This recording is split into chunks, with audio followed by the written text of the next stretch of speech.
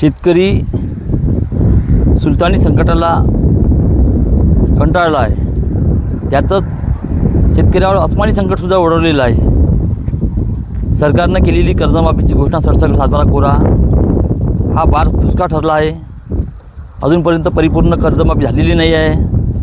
त्यातल्या त्यात मागच्या वर्षी अतिवृष्टी होऊन 90% सोयाबीनचं नुकसान झालेलं आहे. पण यवतमाळ जिल्ह्यातून विमा वगळला गेला आहे. या सुलतानी संकटाला तोंड देता देता शेतकरी नाकी न आला. दुसरीकडे या हंगामात जून महिन्यात पाऊस हा उशिरा पडला. जूनच्या शेवटच्या आठवड्यात पाऊस कसा बसा आला. या शेतकऱ्यांनी पेरणी केली, कपाशी लावली. गुजरातमधून बियाणं आणून लावलं शेतकऱ्यांनी. त्याच्यातही पावसानं दडी मारल्यामुळे दुबारा पेरणी झाली. आज 17-18 दिवस होत आहे. पावसानं दडी मारून आहे. पिके जळण्याच्या मार्गावर आहे. काही शेतकऱ्याकडे थोडं पाणी विहिरीला ओलितीचं साधन आहे. ते ओलित करण्याचा प्रयत्न करत आहे.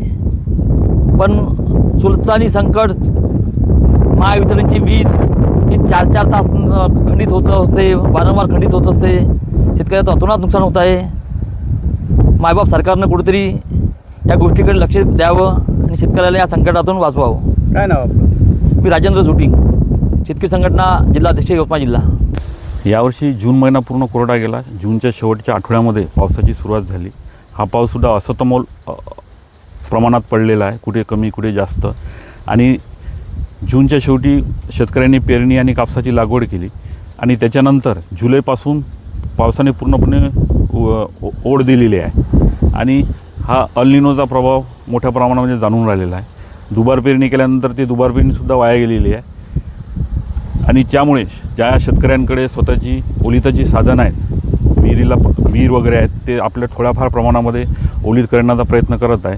परंतु पाऊस पुरेसा नसल्यामुळे विहिरीचीसुद्धा पातळी काही खूप मोठ्या प्रमाणात वाढलेली नाही आहे. त्याच्यामुळे ओलितालासुद्धा मर्यादा आहेत. सोबत इलेक्ट्रिसिटी, लोडशेडिंग, लाईन जाणे हा सुद्धा प्रकार आहे. तरी शेतकरी आसमानी आणि सुलतानी या संकटावरती मात देण्याचा प्रयत्न करत आहे. तरी सरकारने शेतकऱ्यांकडे थोडंसं लक्ष देऊन त्यांच्या समस्या सुधारण्याचा प्रयत्न करावा. काय नाव? माझं नाव अतुल जवादे.